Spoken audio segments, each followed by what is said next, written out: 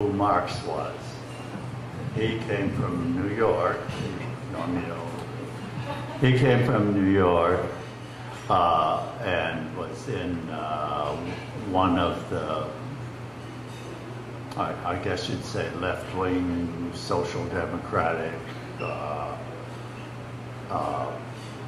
sects in the universities in New York, and from Central Michigan College of Education. I was in the right wing of a Trotskyist movement, and you didn't know there were right-wing Trotskyists probably, but in those days it was a real category which had 17 or 18 people.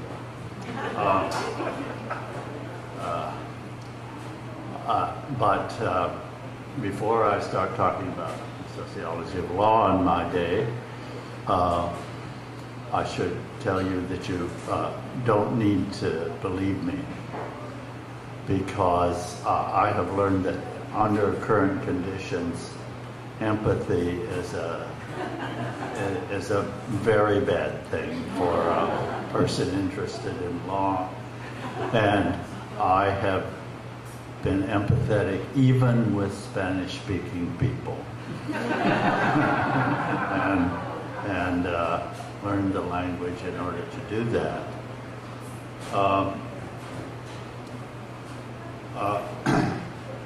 And I never thought of myself as coming into the sociology of law or the sociology of deviance because I had a sort of methodological approach to what sociology was, and that was once I had been asked to write an autobiography for something or other, and I couldn't figure out what unified my life that I could talk about, so I refused. And he said he thought I should have done it, and I said, well, what do you think was the central thing that would characterize my scholarly life? He says, find some variance, explain it. Well,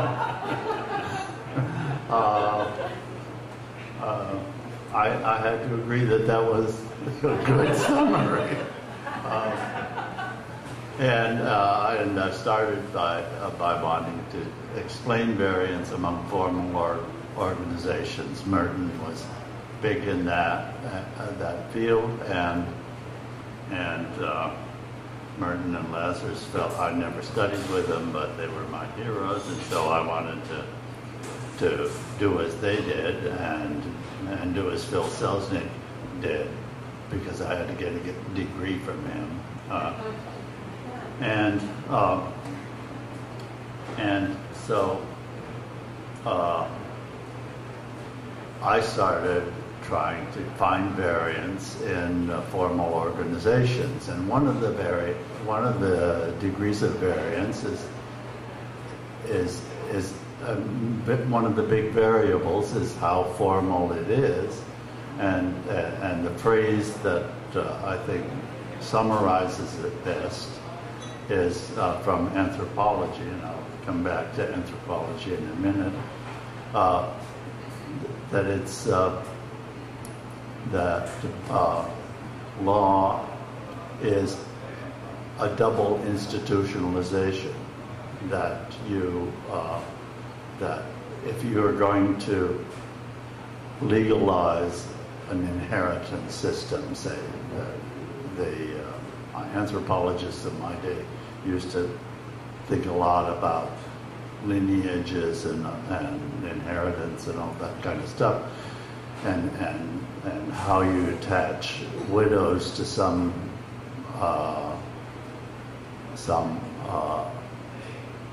productive organization so that they can live while you give their sons the property rights. And so So I conceived of the degree of formality, of which the extreme was law, how it worked. And then I was going to study the unionization of the construction industry and all that, and I wrote a paper about that, about why they were less formal about some things and more formal about others, like skills.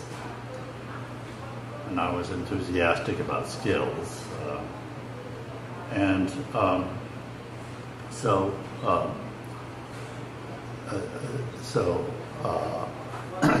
For instance, if you take inheritance, which in those days was a big thing in anthropology, Radcliffe Brown and all that, he conceived of it as a way of passing on going concerns so that everybody would be supported in the next generation, and that lineage heritage was one of the ways of doing that.